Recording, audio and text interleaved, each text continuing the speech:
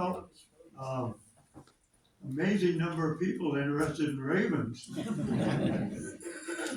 They almost every place I go in Juneau, there's a raven or a group of them, and they're always doing something really weird. And I've been trying to document a lot of what their behavior and such over the years, and so fortunately, most of what I'm going to be showing you are videos that I've taken, and so there won't be a whole lot of babbling by me. But, and hopefully, sometimes the ravens are saying things and so on.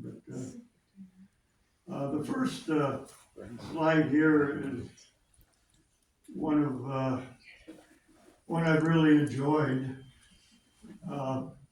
When I go to coffee places and stuff, I always see ravens walking around, and so I got a cup of that Ravens brew, and I put some latte in it and set it out, and immediately 6 ravens came over to me. They all walked in a circle around it, and one of them picked it up, and what was interesting was it gently took the lid off and drank the latte inside.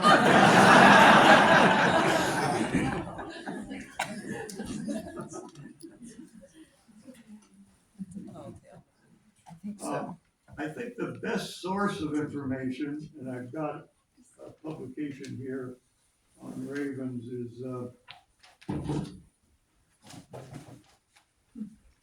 one written by William Borman and Vern Heinrich, but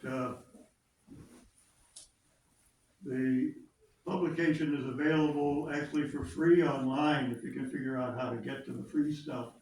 A lot of places want to sell it, but I would highly recommend it if anyone has any interest in the life history of ravens and what they do and so on. But I picked up some of the things from it that I thought was interesting, being the most widely distributed bird in the world. I didn't know that. And what's amazing is that there's 1,400 scientific articles written about ravens. And yet the people that put out this book say that there's still major gaps in our knowledge about them. And I've certainly seen a lot of that.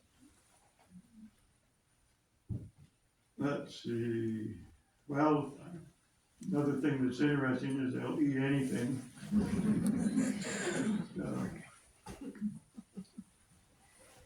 And some publications have tried to document all the different calls they make, but the scientific literature indicates that there's many, many calls that we have no idea what they're talking about. But I think the way they play with each other and other creatures is really quite interesting. But another thing I found interesting is that how long they live. The one documented one in the wild that lived for 13 years. It was very hard to document that.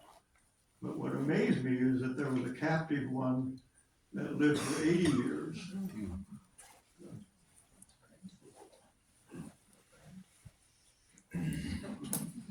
This is my favorite video that I ever took. I don't know whether it'll work or not, but let's see.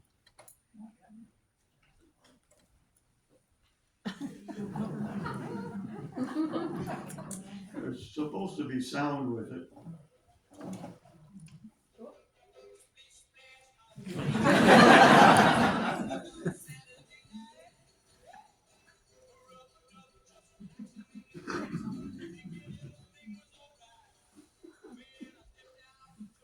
There you go.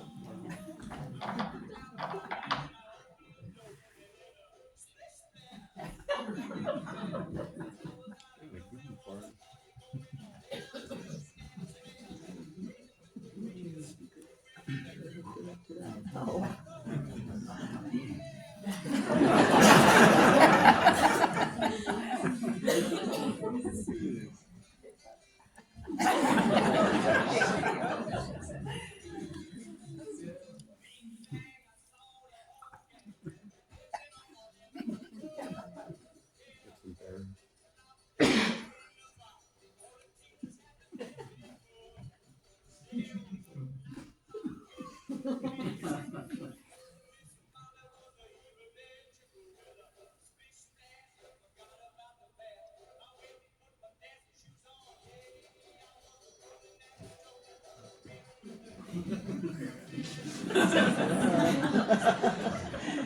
Coming out.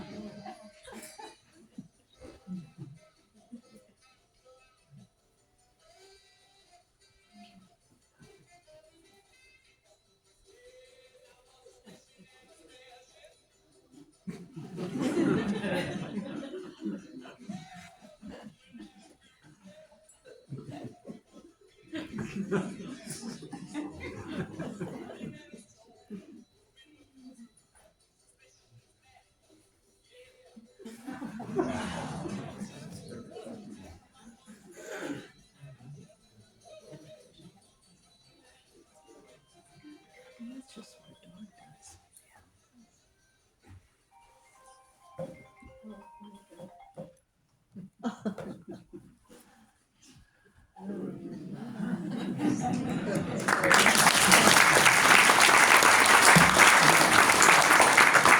It's kind of funny, there at Eagle Beach campground, and I was standing there with a bunch of other people and lots of bears that they were photographing and so on. And I concentrated on the raven. Much more interesting than all the bear behavior. This happened not too long ago. I was a rare sunny day in Juneau, and I drove out the road, and on the way back, I saw this beautiful sunlight on the mountains, and so I stopped the car and pulled off the road and rolled down the window and took a photo of it. And two ravens came up to the car, and they were only about 50 feet away, and so I sort of scooted back in the car so they didn't notice me, and I had a small camera, and I put it on the silent mode, and anyway, I took a bunch of photos of them, whoops. See if that will work.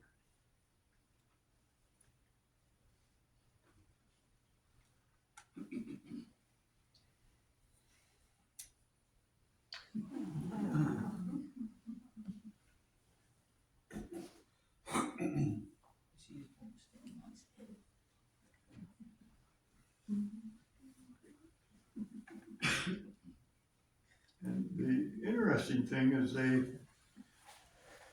didn't pay any attention to me at all.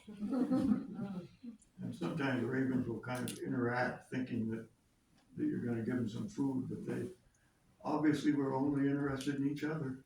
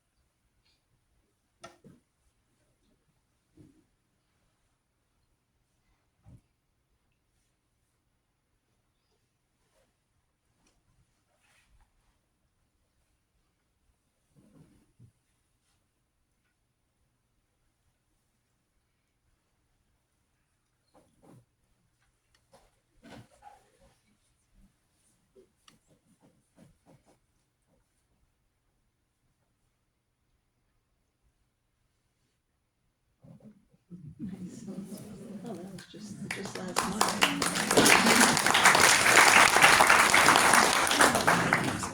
I think that's one of the most common things you see ravens doing. They seem to, the couples seem to really like each other, and it's amazing what they do. But this is one that lives out near the glacier, near the glacier parking lot there. It has white tail feathers. And I always have fun. This is a pretty long video, so I'll probably cut it a little bit short here, but apparently the white-tailed one is a female.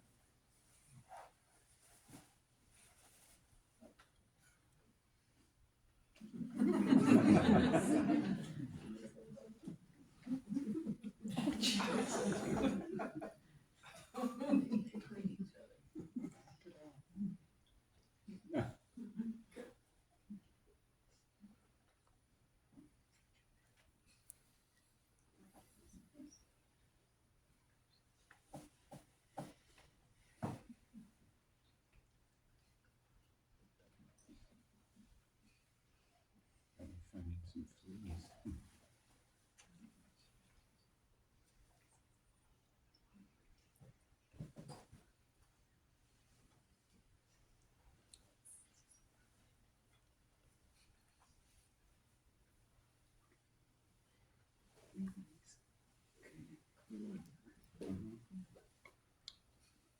He likes it.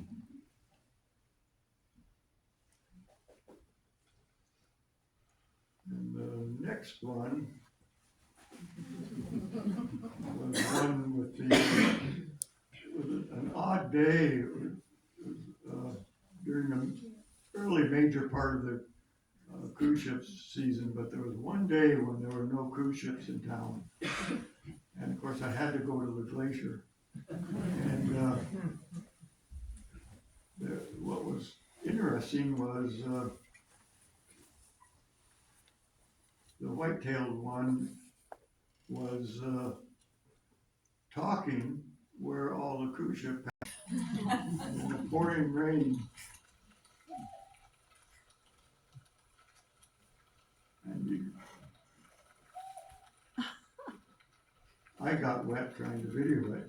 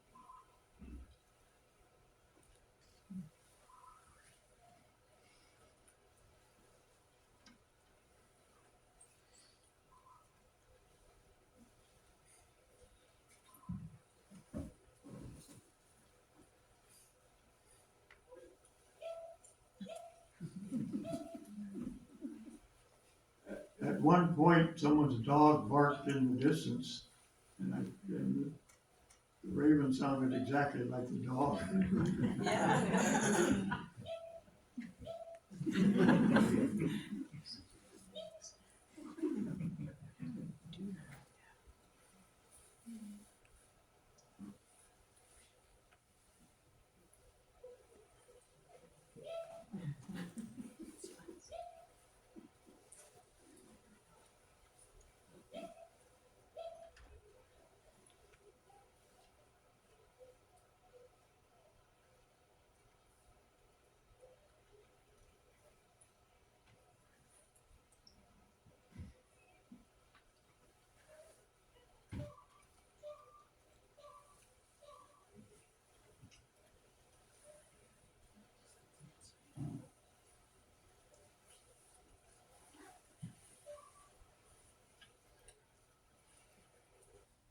That's cool.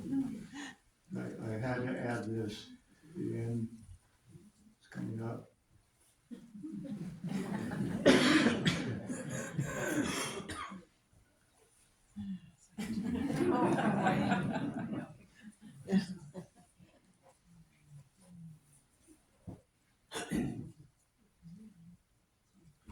Yeah, that day it actually was, not too far away, trying to talk in the rain.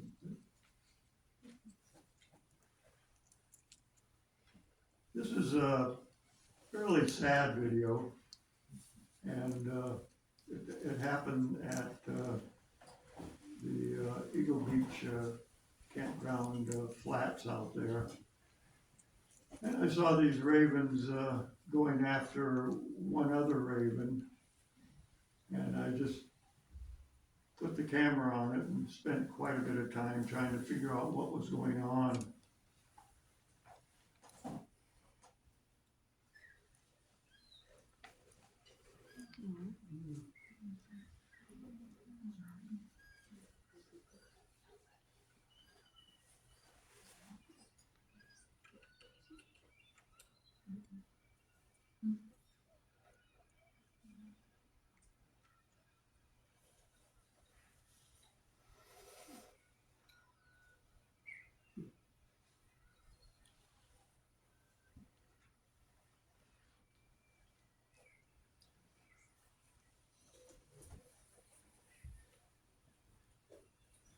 The one they're kind of attacking is obviously a juvenile of the year, and it appears it can't fly and has some injuries.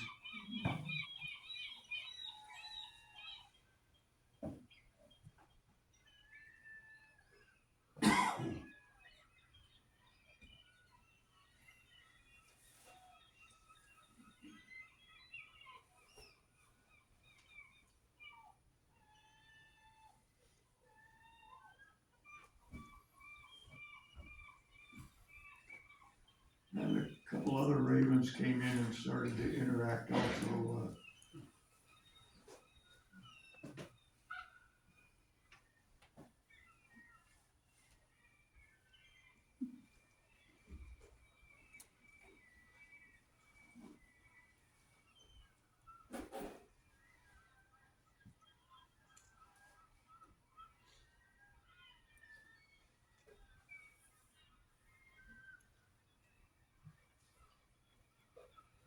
That's a dead salmon carcass in the sand there.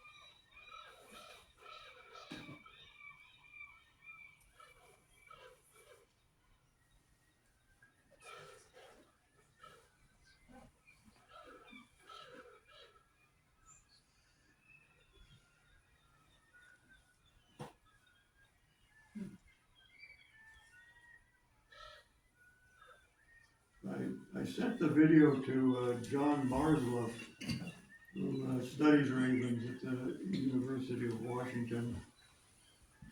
And his response was interesting.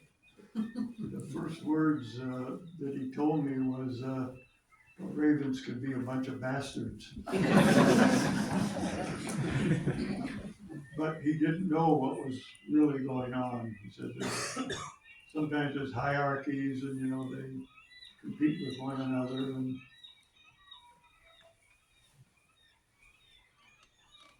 And I followed the raven quite a bit.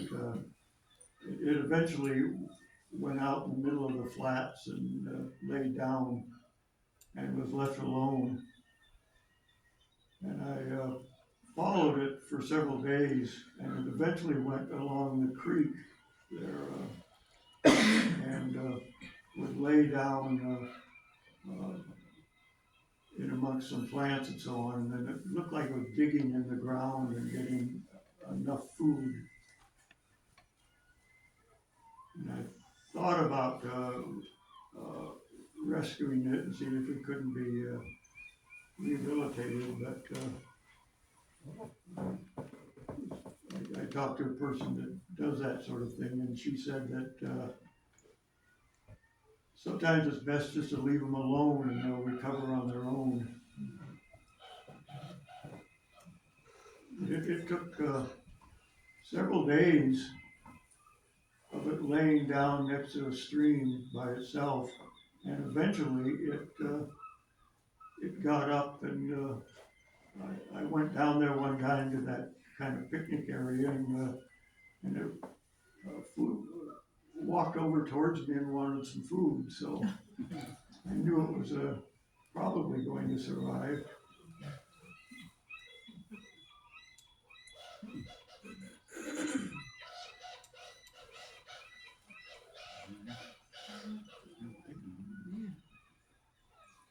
Well, that's probably enough of that. One thing that I've been fascinated by for many, many years is how ravens are capable of finding that Pacific sand lance that gets buried, that buries itself in the sand. They'll walk around and they'll dig down for sometimes up to about 6 inches and come up with a fish. And I needed to collect some sand lance to be sent off for paralytic shellfish poison analysis. And I bought a rake out there that had 3 prongs on it, and I thought, oh, it'll be easy to find them. I was raking all over the place and I couldn't find a single one. And this raven then flew down about 3 feet from me and cocked its head and looked up at me. And then it walked over and picked up some sand lance. And I went over and I got about 3 of them. And then it cocked its head at me again and walked her to another spot and did the same thing. And I got enough sand lance to send off.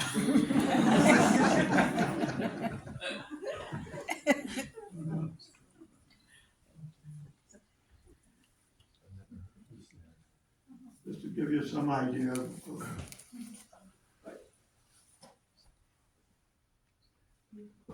the literature isn't very clear on how they do this or how they find them. And if anybody really knows, since the sand lance are out of water, they would have to maybe breathe, try to get oxygen. They might vibrate down there.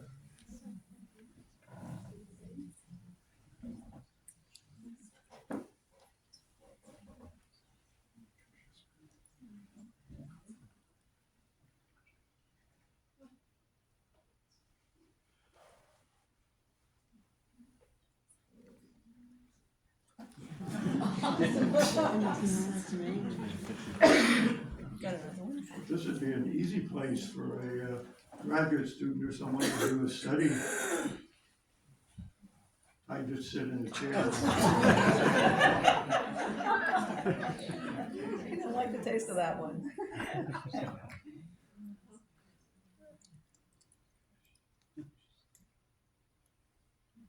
Look how deep it has to go there.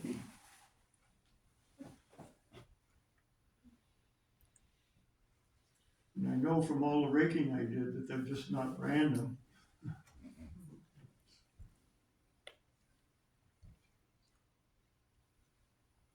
Wow. He's really getting down there.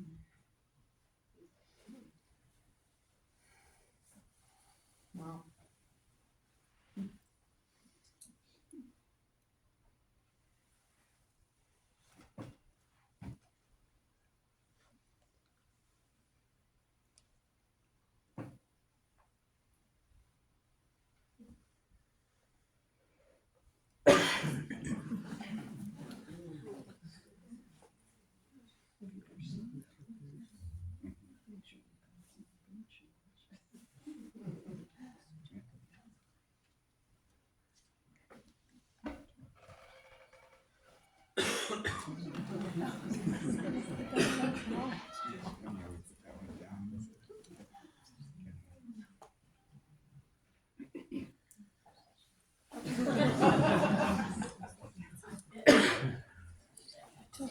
I think he just takes peanuts. Takes like 7 peanuts in his mouth and This was during their nesting time, and when I've watched them, they'll get about 6 or 7 in their beak where I think the nest is, and feed their youngsters. What kind of surprises me is that the analysis for pearl lake shellfish poison, all of them had it, the ones I set off. And one of the sand lance was at a level which can kill a human. And yet, these are probably one of the most important fish in the North Pacific Ocean. Huge numbers of creatures feed on them. Be a major food of even whales sometimes.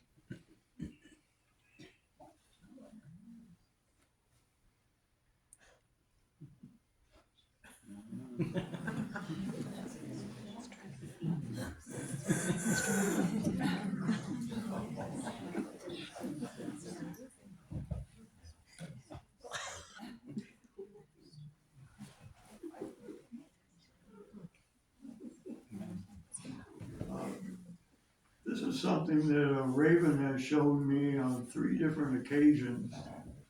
And doing a lot of research on what's going on and so on, I think what they're doing might be new to science. And I'm really encouraging anybody that graduate student or whatever can go out there and find out what's going on and document it. But what they're doing is they're digging up staghorn sculpins. Pretty big fish, and they're buried in sand, but they're not after the fish.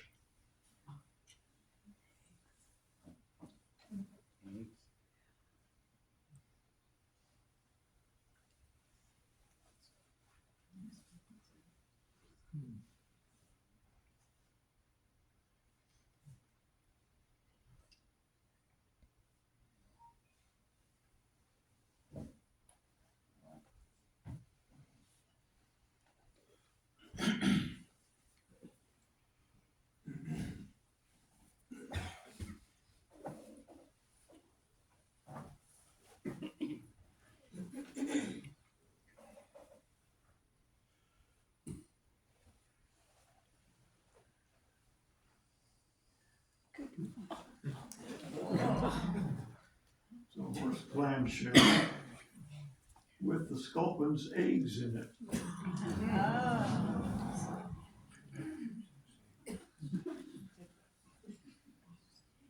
And I've emailed and talked to different people that study sculpins, and as far as I know,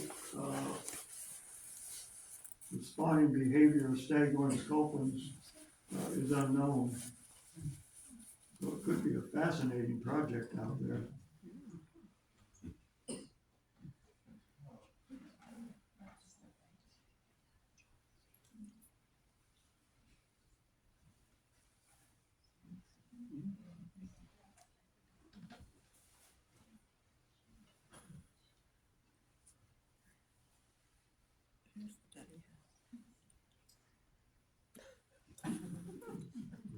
eggs, did you say?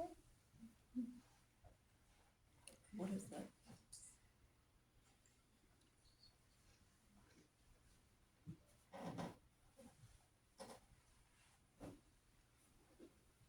Making sure it's getting all of them.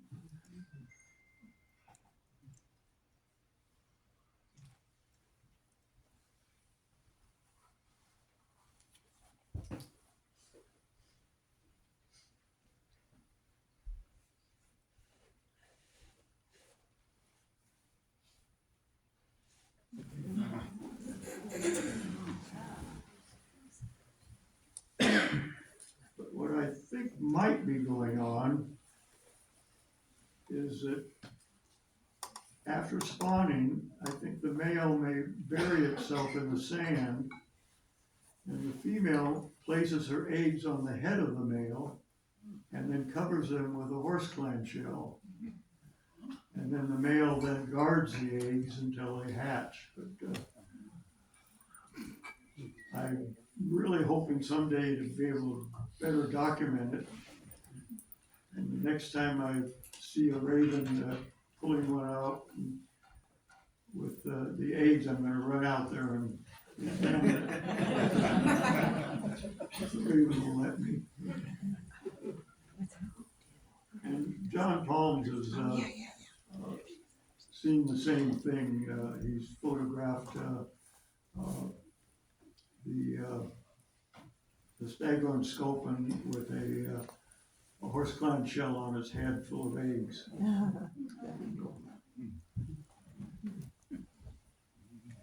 And this is another thing that ravens do. Sometimes I'll put a camera out and walk away and just let it be.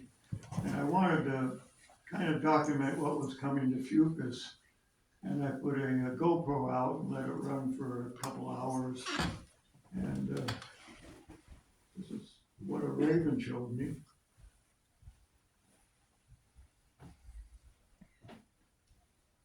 He picked it up out of the Fucus down there and then brought it up to the camera.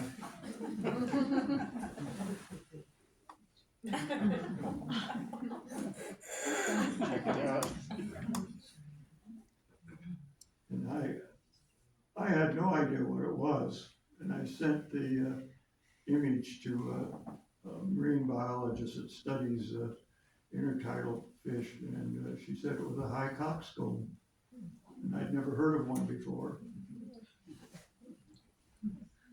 And so I started looking for them, thanks to the raven. According to literature, they live under rocks.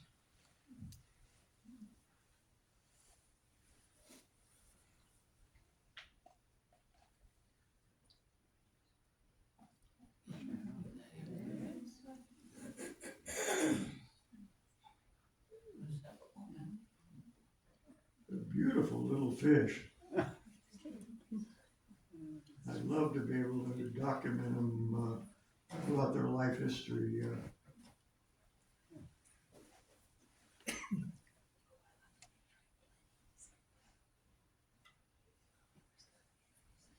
But according to the literature, they can live out of water for a couple hours anyway.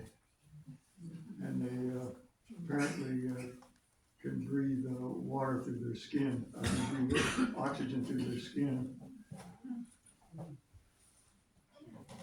It's amazing that we have a fish right here in Juneau that does that. And they're very common.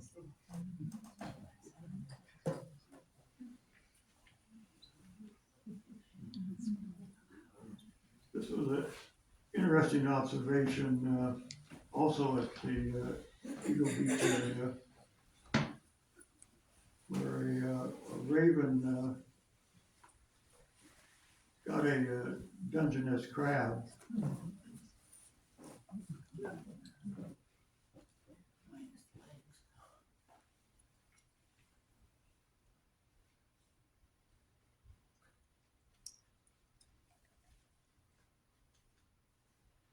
And then an eagle chased the raven.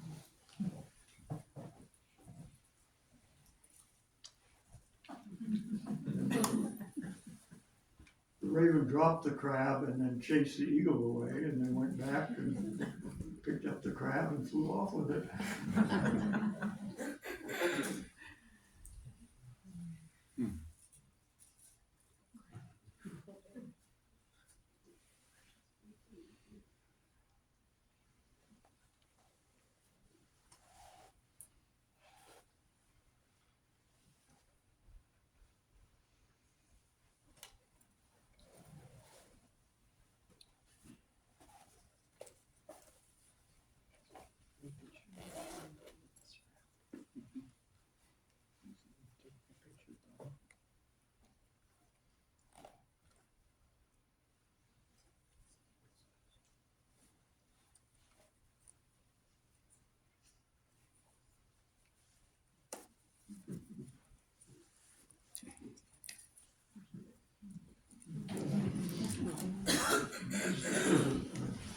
interesting thing I did,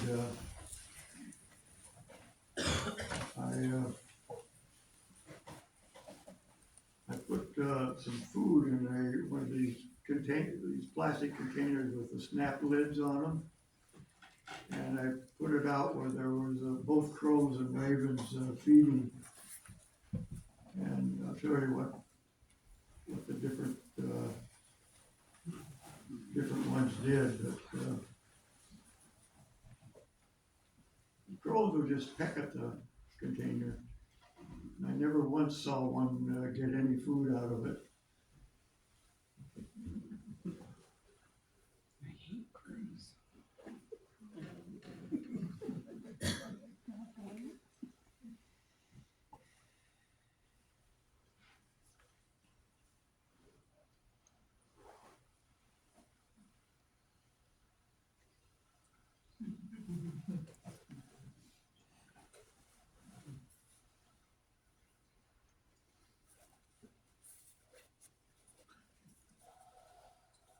The ravens immediately would go to the lid. They didn't peck at the container at all.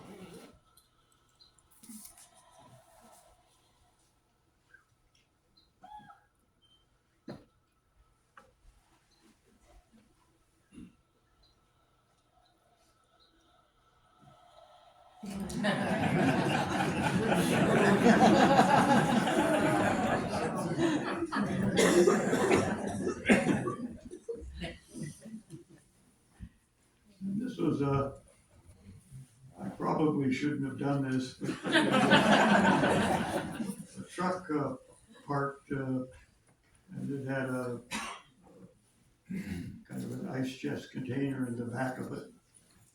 And I saw two ravens working on it. And so I set up the camera and started taking a video of it. Probably should have chased them away, but I was amazed by what they were doing and what they got. But they actually pried the lid up. And they take things out of the first layer.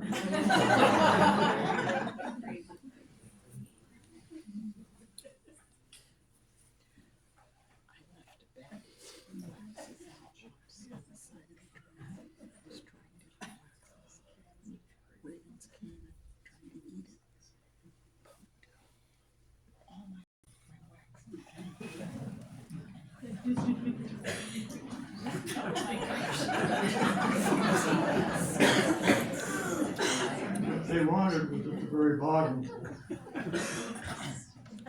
And I documented what he took out. And it was a bag full of hamburger meat.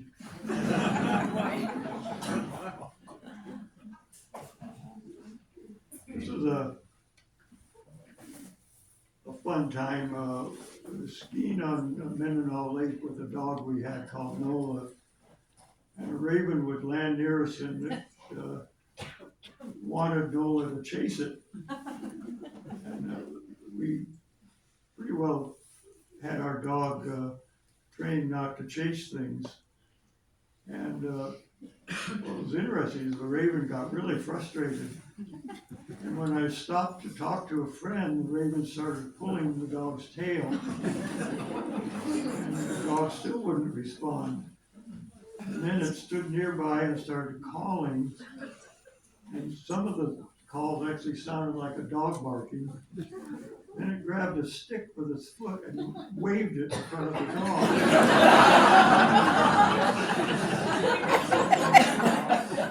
He still wouldn't chase it.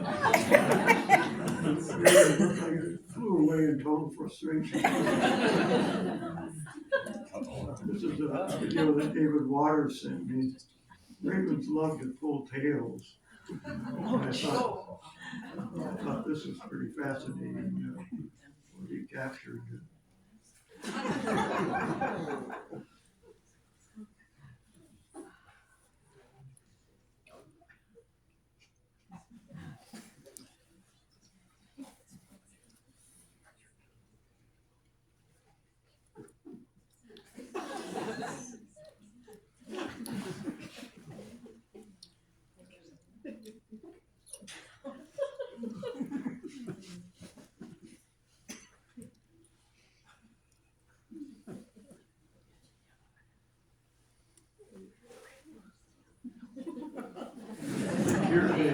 obviously just wanted the food to themselves, but I've actually seen ravens and photographed them pulling marmot tails.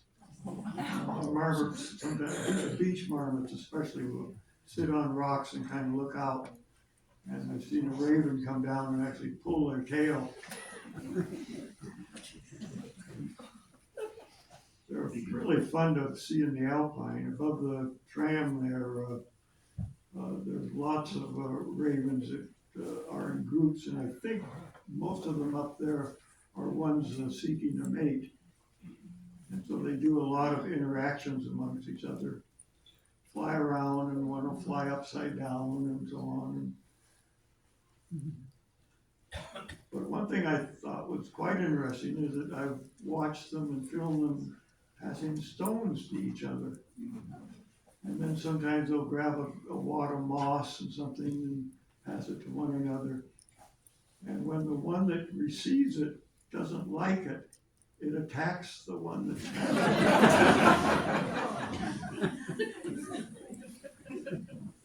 That's what happened here.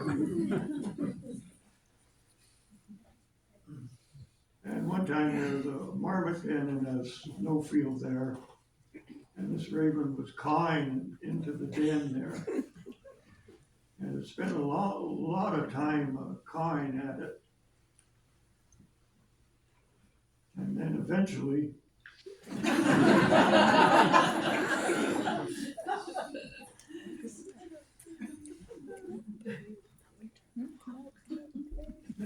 there are, of course, a lot of fun up in the Alpine in the snow where they slide down on their backs and stuff.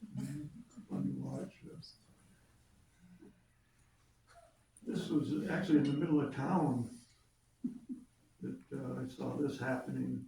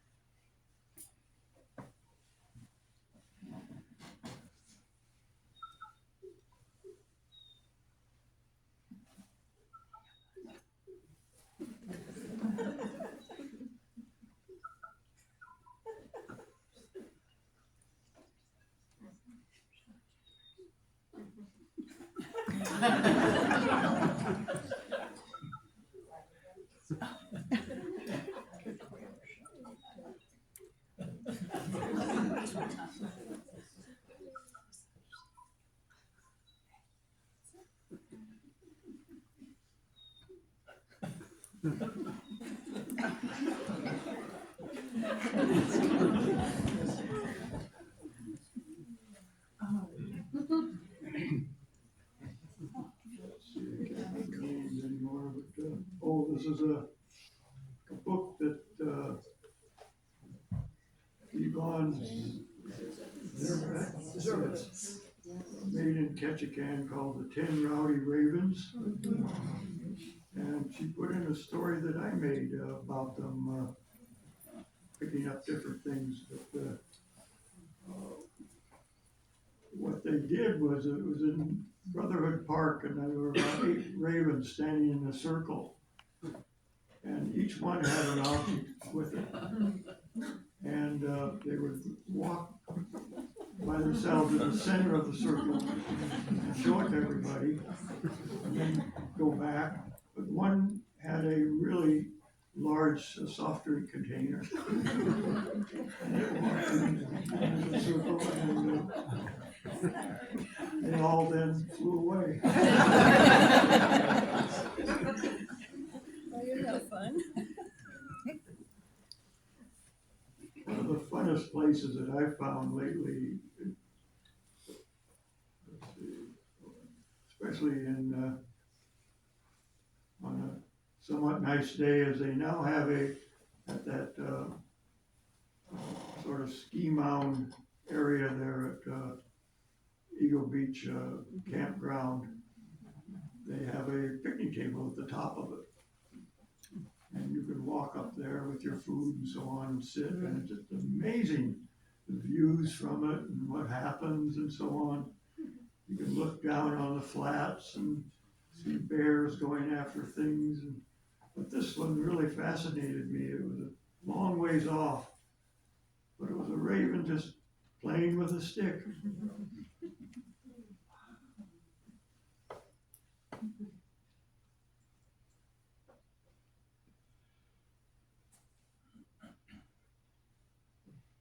And I have read that juveniles often, after fledging, will go around and pick up things, and probably more out of curiosity than anything, and sort of play with them and such.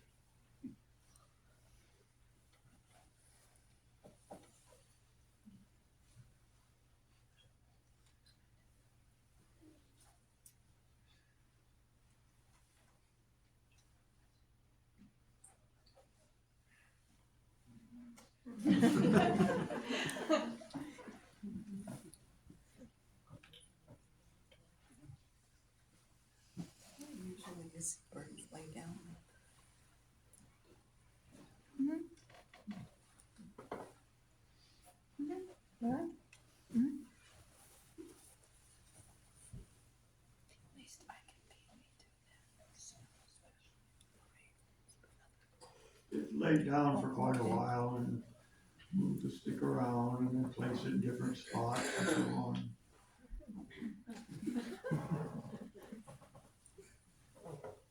Doesn't take much to entertain Something that I observed at the glacier, Steep Creek area, there was a bear that got a salmon and brought it up in a tree to eat it. And these two ravens started hassling it. They would caw at it and everything. And eventually the bear reached up and tried to slap a raven, and the fish fell to the ground, and the ravens went down and started eating it.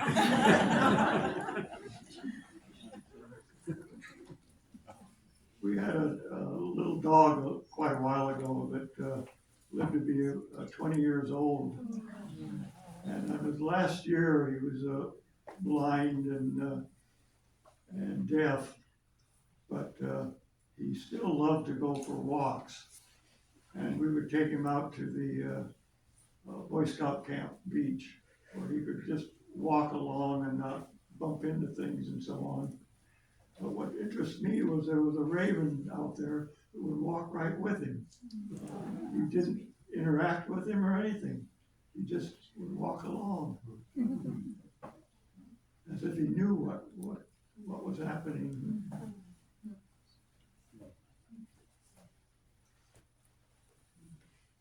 Let's see here, how are we doing for time? Oh. I guess, should I go on here? Yeah.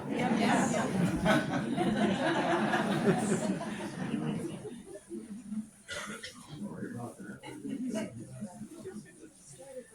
Anyway, it was just fun to walk through Juneau, and especially during the tourist season, and see all the ravens. And just about every place you go, there's a raven in town, someplace.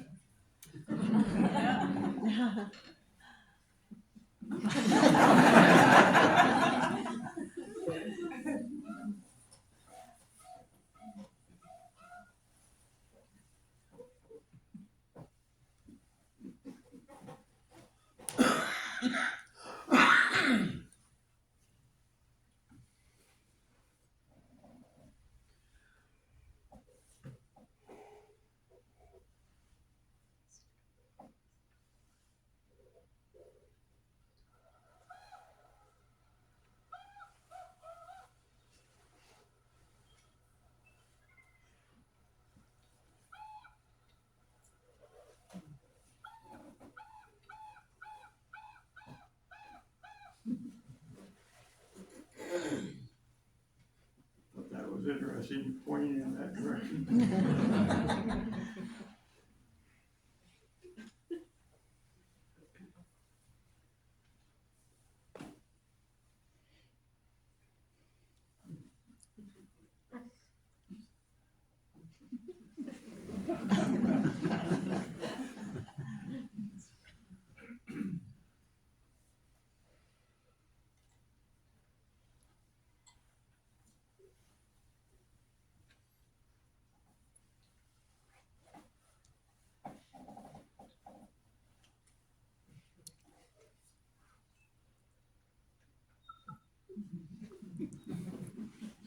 already saw this one, so. Oh,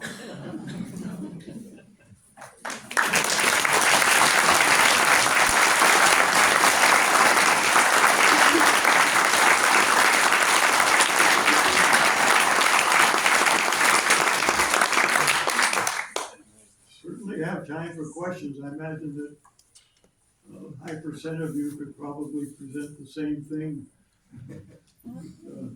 All the different things that ravens do and what they go through and so on.